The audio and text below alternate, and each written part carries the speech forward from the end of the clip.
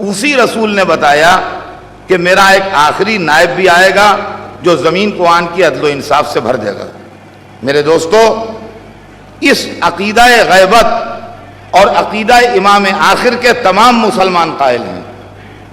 میں آپ کی تھوڑی دیر توجہ چاہتا ہوں، اس عقیدہ غیبت اور عقیدہ امام آخر کے تمام مسلمان قائل ہیں، اور صحیح بخاری میں بھی ہے کہ تمہاری کیا شان ہوگی جب عیسیٰ آسمان سے نازل ہوں گے اور امام تمہارا تمہیں میں سے ہوگا۔ تو شرح بخاری میں لکھا ہے کہ اس سے مراد قائم آل محمد ہیں جو عیسیٰ کو نماز پڑھائیں گے۔ سنن ابی داؤد اور سنن ابن ماجہ، یہ دونوں کتابیں صحاح ستہ میں شامل ہیں، وہ 6 کتابیں جو صحیح مانی جاتی ہیں عالم اسلام میں، ان میں ان دونوں کتابوں کے نام ہیں۔ آپ ملاحظہ فرمائیے اس کے اندر سنن ابی داؤد اور سنن ابن ماجہ میں رسول اللہ کی یہ حدیث بہت ڈیٹیل میں لکھی ہوئی ہے کہ اگر قیامت کے آنے میں ایک دن بھی رہ جائے گا تو اللہ اس دن کو اتنا طویل کر دے گا کہ میرا قائم آن کے دنیا میں انصاف کی حکومت قائم کر دے۔ تمام عالم اسلام اس بات کا بھی قائل ہے کہ امام مہدی آئیں گے،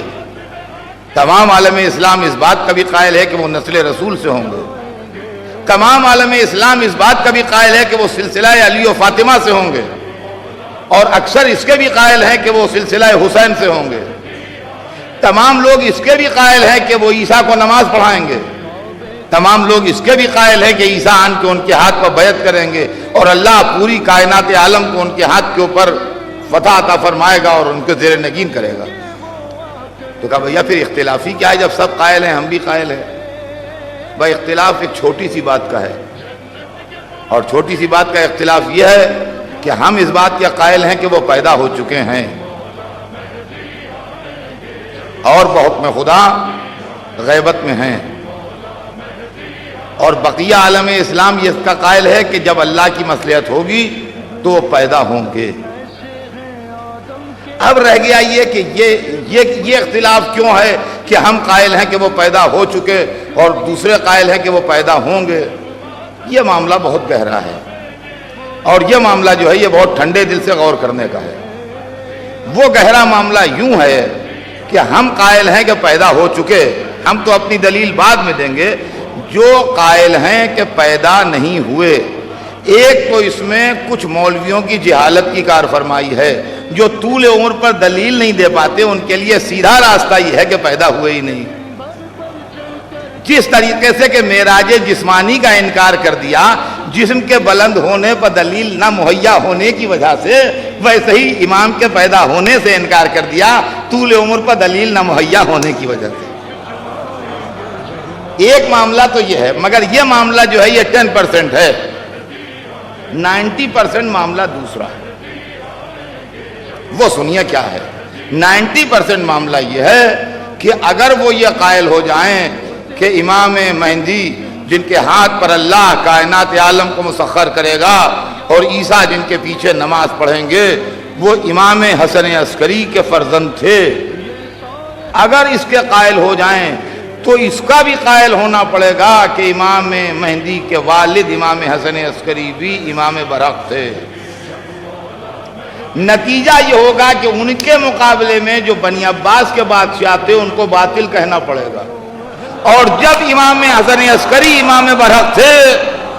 تو ان کے والد امام علی النقی بھی امام برحق تھے، اور ان کے مقابلے کے نظام کو باطل کہنا پڑے گا۔ اسی طرح امامت ہوتے ہوتے سلسلہ حسن حسین سے گزرتے گزرتے علی تک پہنچ جائے گا۔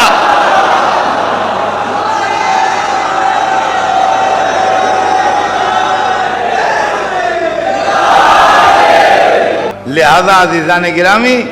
گردن کٹ جائے اس کے قائل نہیں ہو پائیں گے لوگ کہ پیدا ہو چکے،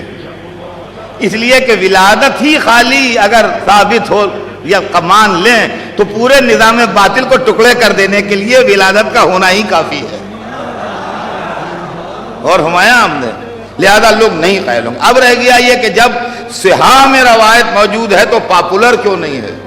اور ماسس کو معلوم کیوں نہیں ہے؟ سوائے اس کے کہ جو علم حدیث کے جاننے والے علماء ہیں ان کی نظر میں تو شاید ہو، ورنہ عام عالم اسلام کے عام عالموں کی نظر میں وہ حدیثیں نہیں ہوں، اب وہ حدیثیں پاپولر نہیں ہیں۔ تو پاپولر اس لیے نہیں ہے میرے دوستوں کہ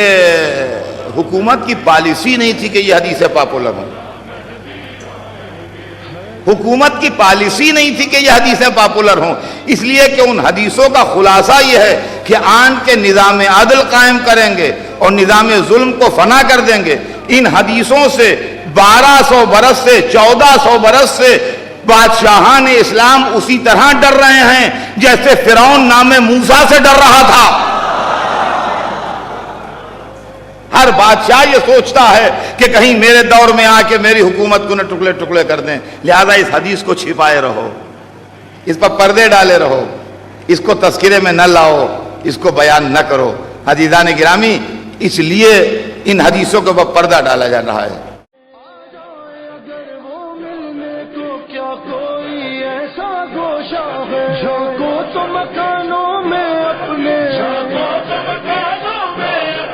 ہم ان کو کہاں ٹھہرائیں گے جب موت